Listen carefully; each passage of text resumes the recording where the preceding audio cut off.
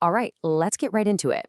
When a company decides to start training its people on AI, it seems pretty straightforward, right? It's the modern thing to do. But if you look just a little bit closer, there's a huge question hiding underneath it all.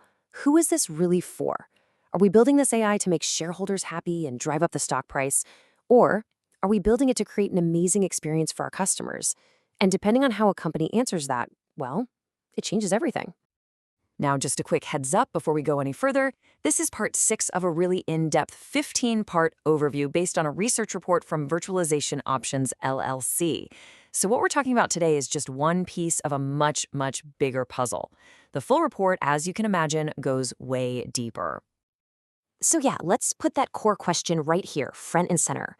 When a business rolls out its big AI strategy, who is the real audience? Is it the investors, the people watching the market every second, or is it the customers, the people actually using the stuff? Because you can start in the same place, but believe me, those two paths lead to completely different destinations. To really get a handle on this, you've got to understand that we're looking at two totally competing philosophies when it comes to AI governance.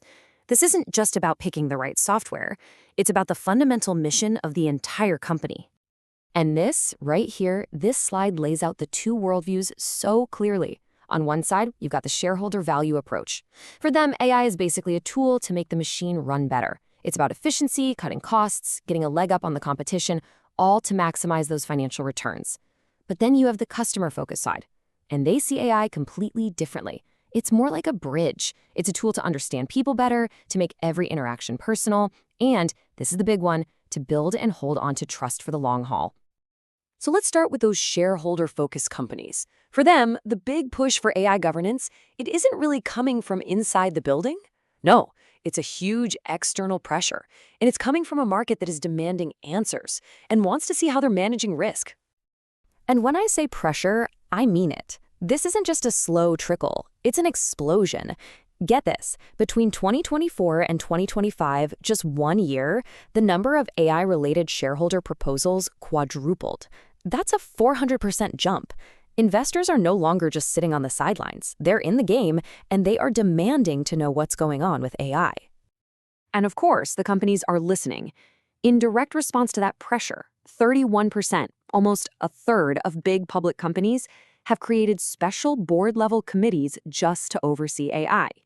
This has officially moved out of the IT department's basement and straight into the boardroom. It's a top-tier priority now. And we're not just talking about a few noisy activists either. A huge 67%, that's 2/3 of major institutional investors, now say they specifically look at a company's AI governance policies before they'll even think about investing. So if your AI house isn't in order, their money is going somewhere else. Simple as that. And then there's the final layer of pressure, the regulators. A whopping 89% of financial firms are facing more and more requirements to disclose and explain their AI systems. So you see what's happening? It's a perfect storm of pressure from investors, from the market, and from the government. Okay, so let's flip the coin and look at the other side. For the customer-focused organizations, the motivation is totally different. It's not about outside pressure. It's an internal mission. For them, everything, and I mean everything, comes down to one thing: earning and keeping customer trust. And this quote from the report just nails it. For these companies, trust isn't some fluffy, nice-to-have idea. It is their core competitive advantage. So things like a biased algorithm or a data privacy slip-up, those aren't just legal problems. They are a direct attack on the brand, on the entire business. Ethical AI isn't just a box to check for compliance. It's a core feature of their product. And this commitment to trust, it's built on a really solid framework. It all rests on 4 pillars. First, protecting customer privacy like it's the crown jewels. Second, actively hunting down and mitigating bias in their algorithms. Third, making sure their AI is transparent and that its decisions can actually be explained to a real person. And finally, and this is so important, always keeping a human in the loop with meaningful oversight. These aren't just buzzwords for them. They are the blueprints for every AI system they build. So what we have here are two completely different philosophies. One is driven by managing market risk, the other by building customer trust. So now for the really interesting part. How does this all trickle down into how they actually train their people? And this table, wow, it's so revealing. Just look at the differences. In the shareholder-focused company, who are they training? It's the execs, the risk analysts, the IT specialists, the people who manage the money and the machines. But in the customer-focused company, they're training the front lines, customer service, sales, marketing. And what are they learning?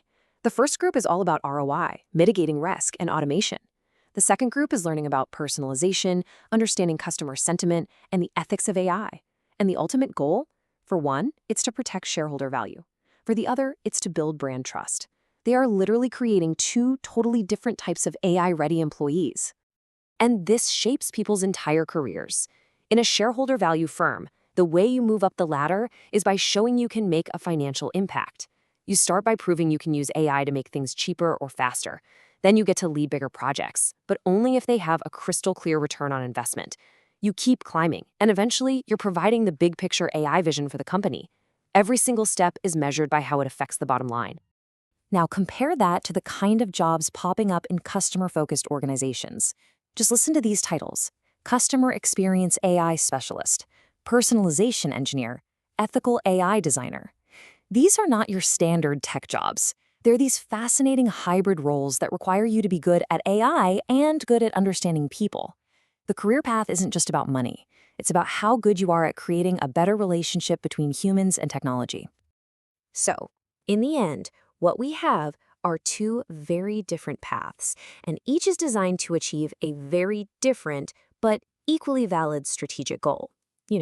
Neither one of these is inherently right or wrong. They're just aligned with totally different missions. And here's the payoff for each approach.